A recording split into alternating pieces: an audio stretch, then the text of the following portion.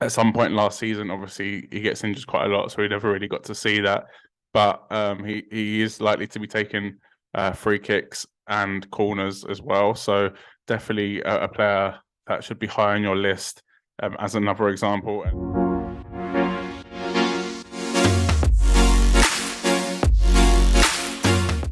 Good day, mate. Welcome back to the channel. My name's FPL Root, and welcome back to another FPL video. So in today's video, I'm going to be giving you the top 4 tips when picking your FPL team. This is kind of, I'd say, mainly for like wild cards, or if you're looking to bring in players later on in the season, but definitely useful for starting in game week 1. If you are new to the channel, I know a lot of you are new since my latest video. Please make sure you do subscribe and like this video too. We'll get into it straight away. We'll start off with set piece takers. So it's people taking pens, taking free kicks, taking corners are really valuable for FPL. So if you can, definitely try and fill up your team with set piece takers. Someone like Saka, who's on penalties and corners and indirect free kicks, is a good option, and we've seen how good he can be with them penalties, and he kind of rarely misses. I know he did miss one this season when it was crucial for Arsenal to win that game, to win the league. But yeah, definitely a player to look to bring in. Reece James is another interesting option. So there was talk about him being on pens for Chelsea at some point last season. Obviously, he gets injured quite a lot, so we never really got to see that. But he is likely to be taking free kicks and corners as well. So definitely a player that should be high on your list as another example. And then Trent again, free kicks, corners. Players like these are definitely good players to bring in for your FPL team. Let's not forget when you're captaining players as well. A set piece taker could just swing that for you. So I know a lot of people decide to captain Salah because he's on penalties, and then a lot of people moan about that as well and say, "Oh, you're so lucky, Salah got a penalty." But that's why he's in your team. He's in your team because he is on penalties.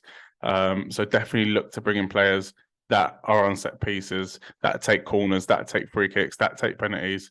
Is a really good players to have in your team. So tip number 2 is a talisman. So try and fill your team with as many talisman as possible. So a talisman is someone that is integral to how a team plays. He's the main man for that team, and he's involved in everything good the team does. So someone like Eze, again, it kind of factors in being a set piece taker as well, but it doesn't always have to be like that. But someone like Eze, in terms of Palace, he takes corners, he takes free kicks, he takes penalties. Everything good Palace do kind of involves Eze. Last season, he did finish 26 points, 27 points behind or in front of the next best player. Someone like Morgan Gibbs-White is a good example of this. So he finished 23 points ahead of Brennan Johnson, who's a midfielder. He's on again. He's not on penalties either. Brennan Johnson's on penalties, but he's on corners, free kicks. But everything Forest do involves Gibbs-White. Ollie Watkins, another good example, finished 33 points ahead of Douglas Luiz. Again, on penalties, but it doesn't have to be penalty takers. But everything that Villa did kind of involved Ollie Watkins. Some of the best examples are of teams that have just been relegated. So it was a little bit tricky to find these examples this season, but someone like James Ward-Prowse, he was on everything: free kicks, penalties, corners, and everything Palace, Southampton did involved him. Someone like James Maddison, everything Leicester did involved him. He was crucial to the way they played. Even like Leeds with Bamford or Rodrigo, for example. Another example I do want to give, so it doesn't have to be teams lower down in the league. So say like Harry Kane. So Harry Kane is Spurs's, everything Spurs do that is good involves Harry Kane, and he finished 111 points higher than the second place Spurs player, higher than Son. So that goes to show how crucial he was for Spurs this season and how crucial he is to Spurs in general. So definitely something to keep in mind. If you're going to be bringing in a player, bring in the best player for that team, bring in the soul of that team, bring in a player that is going to be involved. Like, you're not going to have to worry, oh yeah, Forest have scored. Let's see who got it or who got the assist. You're going to be confident that Gibbs White is going to be part of that. Eze is going to be part of that. Harry Kane is going to be part of that, etc. Another good example is Ivan Toney. You know, Toney is the main guy for Brentford. You know that most of the things that Brentford do well in attacking sense is going to involve Toney. So yeah, that's another example. But obviously Toney we can't pick. So these are just a few other examples. But definitely keep that in mind when picking a player. Yes, it's great to have Brighton players that all chip in. Matoma, Gross, March, but obviously last season McAllister and Ciso. But you don't know who's going to score. Arsenal, Saka, Odegaard, Martinelli, Trossard, Jesus. You don't really know. With these teams that have talisman, get them in. Mitrovic, you know he's going to be involved in everything that Fulham do. Get them into your team. Tip 3 is basically looking at save points. So clean sheets are not everything. Yeah, they're great, but they're not everything for goalkeepers in FPL. And saves made equals points. Just remember that one. So if you look at the player that had the most clean sheets this season, it was David De Gea. He did win the Golden Glove, but although he got 17 clean sheets, which is massive, David Raya got 12 clean sheets, 5 less clean sheets. You would think David De Gea definitely finishes on more points than David Raya. Absolutely not. David Raya was top goalkeeper, all because of his saves. He finished 5 points ahead of De Gea. And in terms of saves, he managed 154 saves. Don't forget, in a game, every 3 saves you make, you get a point. And then in turn, you're likely to get more bonus points. So David Raya finished on 154 saves, and De Gea finished on 101. It's just next level for me. So another example is Jose Sarr. He finished on 148 points. So let's say, well, that is 13 behind David De Gea. So 13 behind David De Gea, yeah. So in terms of clean sheets, De Gea finished on 17, as I said. Jose Sarr finished on 11, 6 clean sheets behind. It doesn't matter. Like, yes, you want clean sheets, but save points are crucial.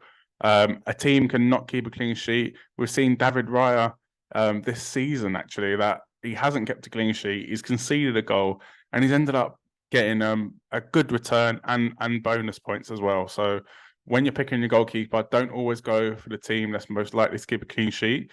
Have a mix of both. If you can get a team that is solid defensively and they concede a lot of shots, this is crucial to this. That concede a lot of shots, go for that player. Look at the keepers lower down the league, or even mid-table, above mid-table European places that are solid defensively, but face shots and save shots. So next we'll be talking about midfielder points in tip 4. So don't forget, midfielders do get extra points for extra point for clean sheet and an extra point for a goal. So if you are weighing up bringing in a midfielder versus a striker, captain the midfielder versus a striker, for me, I'd always be going for the midfielder. If this is a big if you don't think there's much in it, that is a big if. Obviously, Haaland is a ridiculous player. Harry Kane is a ridiculous player, both on penalties, both absolute bagsmen. But if it's someone that you think has an easier fixture, is on fire, for example, Mo Salah, and you're thinking, okay, who should I captain? Who should I triple captain? For me, I'd be going, or even, maybe not going, I'd be considering going for Mo Salah.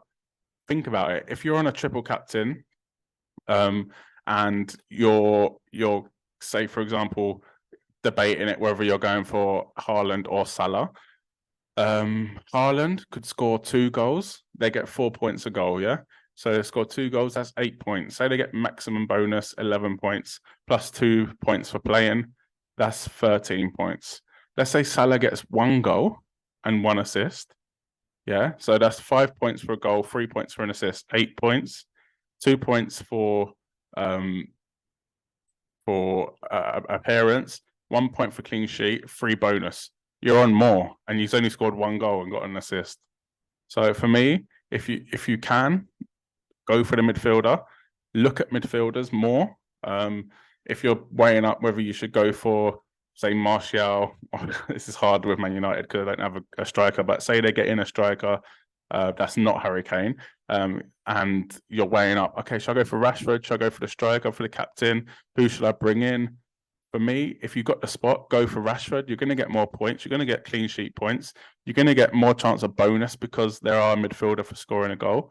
With these attacking wingers that we have at the moment in the Premier League, with the Sakas, the Rashford, the Sons, the Salahs, they're basically strikers. They are forwards. So there's not much in it. And if you can get extra points, then why not go for it? Odegaard is another great example of midfielder that, or all of the Arsenal players are good examples, but Odegaard, let's have a look at, because he did get the most points. If you're going to be going for Jesus, yeah, okay, Jesus might, obviously not last season because he got injured, but Jesus could get more points. He could get more goals. Odegaard doesn't need to score as many goals as Jesus.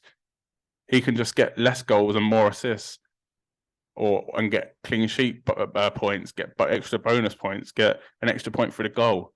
It doesn't matter. Your players don't need to do as well if you're say captaining or triple captaining, or even playing a midfielder over a forward. I hope you like these tips and they have been helpful. Let me know if you have any more tips, and if these tips have been helpful, smash a like on this video, subscribe to the channel if you haven't, and I'll catch you in the next video. Cheers.